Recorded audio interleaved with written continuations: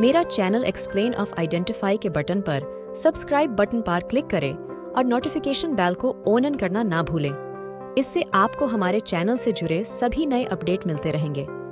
नमस्कार दोस्तों, आप सभी का स्वागत है आपके अपने YouTube channel explain of identify में। हिंदू धर्म में कई देवी देवता व उनसे जुड़ी कई रोचक कथाएं हैं।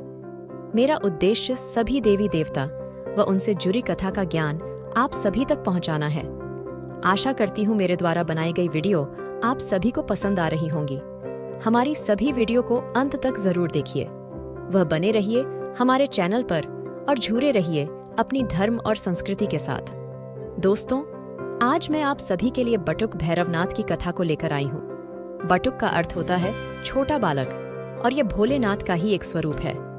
आज मैं आप सभी को इसी बारे में बताने जा रही हूँ। तो शुरू करते हैं फ्रेंड्स हमारी आज की इस कथा को। पौराणिक मान्यताओं के अनुसार भैरव को स्वयं ब्रह्मदेव का प्रतीक माना गया है, जबकि रुद्राष्टाध्यायी और भैरव तंत्र के अनुसार भैरव जी को भगवान शिव का अंश अवतार माना गया है। ऐसे में एक शंका का मन में उत्पन्न होना स्वाभाविक है कि वास्तव में भैरव जी क्या है।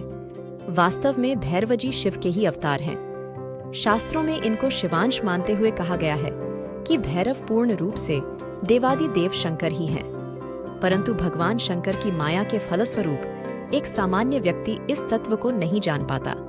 लेकिन भैरव के रूप में शिव के प्राकृतिक के पीछे जो कारण है वह ब्रह्मदेव के कार्यों को संपन्न करना है। वास्तव में इनका अवतरण ब्रह्मा जी की मत थी। फिर जाने की अवस्था में उन्हें धर्म का मर्म समझाने हेतु हुआ है। इसीलिए अब इनके नाम के पहले जुड़ने वाले शब्द बटुक के बारे में जाना जाए तो बटुक का अर्थ होता है छोटी उम्र का बालक, अर्थात 8 वर्ष से कम उम्र के बालक को बटुक कहा जाता है।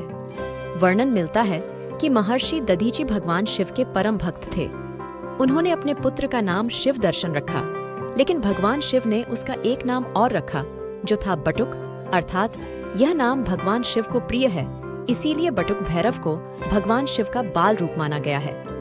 इनकी वेशभूषा शिव के समान ही है। इनको श्याम वर्ण माना गया है। इनकी भी 4 भुजाएं हैं, जिनमें भैरव जी ने त्रिशूल, खड्ग, खप्पर तथा नर मुंड धारण कर रखा है। इनका वाहन स्वान अर्थात कुत्ता है। इनका निवास भी भगवान भूतनाथ की तरह श्मशान ही माना गया है। भैरव भी भूत, प्रेत, योगिनियों के अधिपति हैं। इनके स्वरूप को देखकर सामान्यतः ऐसा प्रतीत होता है कि इनका जन्म राक्षस अथवा अत्याचारियों को मारने के लिए हुआ होगा। परंतु जैसा कि पहले ही बताया गया है कि वास्तव में इनका अवतरण ब्रह्मदेव के कार्यों में सहयोग करने के लिए हुआ है। भैरव के कोई लौकिक माता पिता नहीं है। इन्हें अवतार ही माना गया है। इन्हें कलयुग में प्रभावी देवी देवताओं में प्रमुखता प्राप्त है। यद्यपि अन्य देवताओं की तरह श्री भैरव के भी अनेक रूप माने गए हैं, जिसमें बटुक भैरव महाकाल भैरव प्रमुख हैं। फिर भी सभी भैरवों में बटुक भैरव की उपासना प्रमुख मानी गई है। बटुक भैरव जी की विस्तृत कथा इस स्कंद पुराण में भी मिलती है। साथ ही भगवान शिव द्वारा रचित रुद्रमाल्या ग्रंथ में भी भैरवनाथ की कथा का वर्णन मिलता है, जिसमें स्वयं भगवान शिव ने कहा है कि जो कोई बटुक भैरव की आराधना सच्चे मन से करता है उसे मृत्यु के उपरांत कैलाश धाम की प्राप्ति होती है।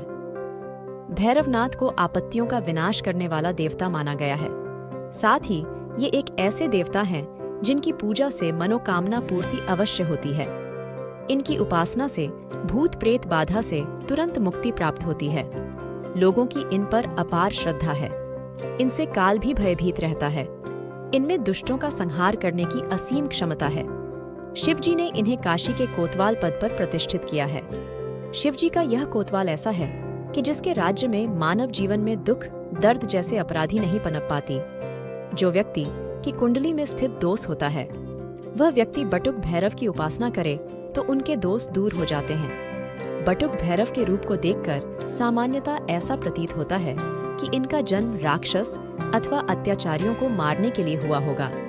परंतु जैसा कि पहले ही बताया गया है कि वास्तव में इनका अवतरण ब्रह्मदेव के कार्यों में सहयोग करने के लिए हुआ है। जो व्यक्ति अपनी कुंडली में स्थित पाप ग्रहों के दुष्प्रभाव से पीड़ित हो या शनि की सारहे साती या ढैया से दुखी हो, जिन्हें मंगल, शनि, राहु, केतु आदि ग्रहों से अशुभ फल मिल रही हो, अथवा कोई ग्रह या शत्रु क्षेत्रीय होकर कष्ट दे रहा हो, तो भैरव जयंती अथवा अष्टमी रविवार या मंगलवार से प्रारंभ कर बटुक भैरव मूल मंत्र की एक माला का जाप प्रतिदिन रुद्राक्ष की माला से 40 दिनों तक करें। ऐसा करने से जीवन में अशुभता की कमी होती है और शुभ फलों की प्राप्ति होती है। इस तरह बटुक भैरवनाथ भगवान ब्रह्मदेव के उत्पन्न स्वरूप उनके कार्य को सिद्ध करने के लिए आए हैं और भगवान भोलेनाथ का वह एक स्वरूप है। तो दोस्तों, इस वीडियो को लेकर आपकी क्या राय है, हमें नीचे कमेंट करके जरूर बताएं। और अगर आपको वीडियो अच्छा लगा हो तो इस वीडियो को लाइक करें और ज्यादा से ज्यादा लोगों तक शेयर करें।